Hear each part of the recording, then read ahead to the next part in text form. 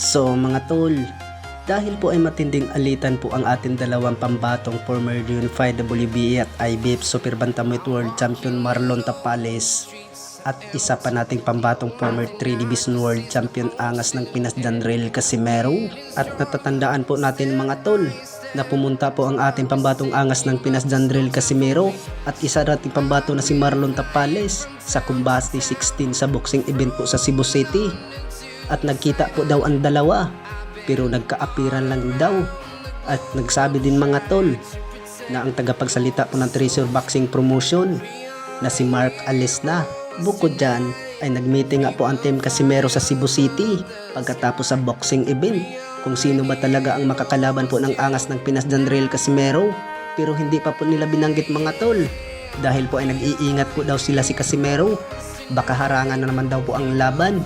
Natatandaan po natin mga tol, nasasabak na sana sa World Title Eliminator po ang angas ng Pinas Janrel Casimero na ang makakalaban sana niya mga tol itong si Teji Duhaney. Pero hinarangan po ni Sean Gibbons dahil po ay bata pala to ni Sean Gibbons itong si Teji Duhaney, kaya pinurnada po ang laban ng angas ng Pinas. Dahil dyan ay gusto talaga ilaglag po ang angas ng Pinas Janrel Casimero. Speaking of Janrel Casimero mga tol, ay tagal na po na pinapangarap po na makakalaban po ang undefeated ng 4 Division World Champion na Uya Inoue. Pero kung babalik daw po ang angas ng Pinas Janrel Casimero sa MP Promotion, ay sigurado daw na maitapat na po si angas ng Pinas Janrel Casimero kay na Uya Inoue dahil po kay Sean Gibbons. At banat pa po ng karamihan mga tol na sana lang magpakumbaba na lang daw sana po ang angas ng Pinas Janrel Casimero at kailangan daw bumalik sana sa MP Promotion para daw makalaban na po si na Uya Inoue dahil ay matagal na daw po pinapangarap po ng angas ng Pinas.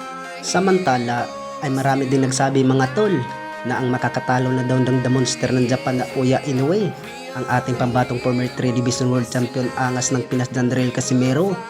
Dahil dyan mga tol ay nagsabi na nga ng totoo ang kanyang dating head coach na si Nonoy Neri na ang makakatalo na ni na Uya Inoue ay ang angas ng Pinas Janrel Casimero. Dahil dyan ay malakas daw po ang angas ng Pinas, matapang at mayabang.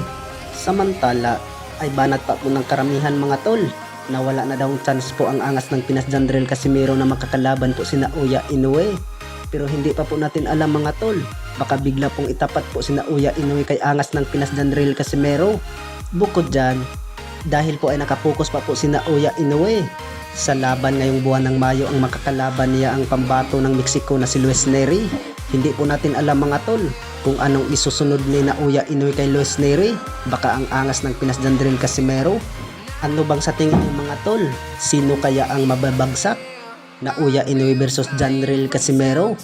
At saka yung Janrel tumatanggap. Yun ang advantage, matapang, tumatanggap ng suntok. At saka yung wala siya takot. Kaya siguro sa mga Pilipino na 122, Janrel ang makakatalo kay Inoue.